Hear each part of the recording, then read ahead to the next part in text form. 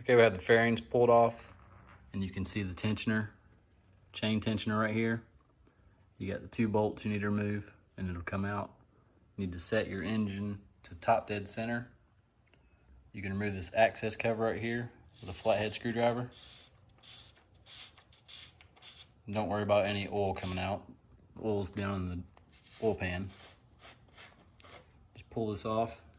You can access the 12mm bolt to turn the engine over. You want to turn it clockwise to the right.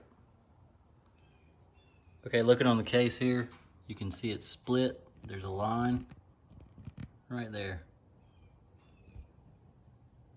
If you were to take this cover off, and you can, but you'll need a new gasket to do that. That split goes all the way through, and that is your top dead center line. If you look inside the hole here on the gear, you see that upside down T. There is a line to the left of it. You gotta line that line up with this here, which I put a piece of tape on there just because it lines up with it. So I gotta turn my engine to the right and then line that line up with my tape here, and I'll be at top dead center.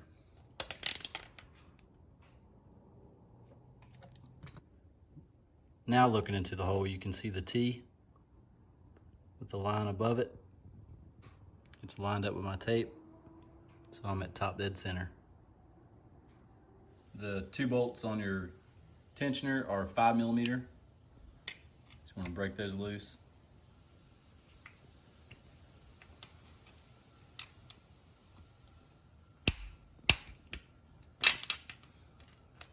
And we'll just continue taking these off. As you're pulling the last one off, the tensioner will start to come out because it's under spring load tension.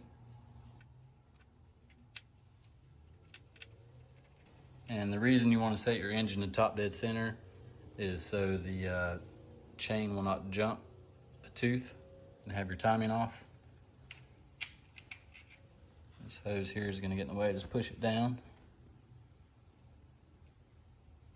and pull your tensioner straight out. The gasket will probably come with it, as it did. And that is your stock tensioner. And you're gonna wanna get in here and clean this up, clean the surface up so it'll seal good. The manual chain tensioner that we have here has an O-ring on it. It has a 14mm nut, and this end here is 7mm. This notch right here is where the factory one gets oil, because it's hydraulic and it runs off oil pressure. When you look at the new tensioner, see the bottom there, how it's pointed and top's round? The pointed side's gonna go down over this notch, and it's gonna block that off so it doesn't get oil anymore, because it doesn't require oil. So with the new gasket on, we're gonna sit it in the hole and slide it in.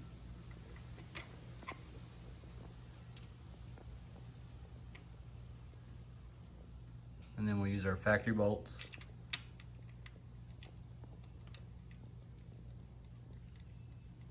Okay, once we got our bolts on and torqued to spec, you just want to take the shaft here and spin it by hand until you feel tension. Then when you feel tension on it, take your 12mm, turn your engine over,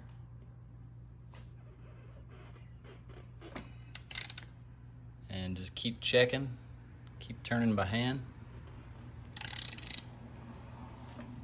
Turn the engine over a little bit more.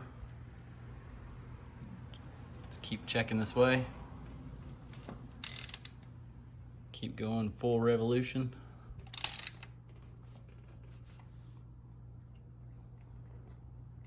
Okay, once we went a full revolution and got all the tension out, I took a Sharpie and made a line on the end of the adjuster here so I can clock it, because we're going to turn it back a 1/4 turn. Again, this is 7mm.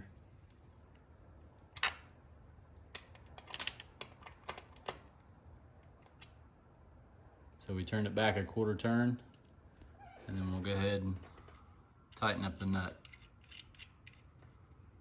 And when you're going to tighten this nut, you want to hold this end of it so this does not turn. You have the 7mm on the adjuster, 14mm nut. Just snug it up. And then when that's done, we'll go ahead and put our cover back on.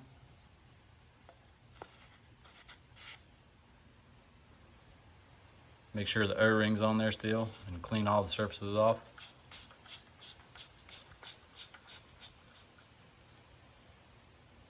And just snug that up.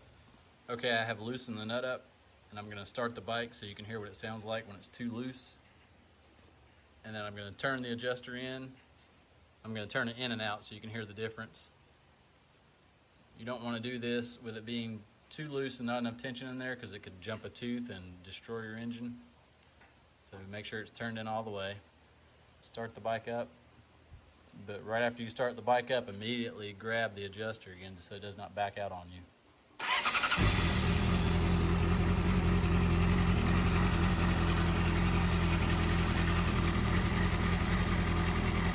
I'm going to back it out now. You hear that rattling?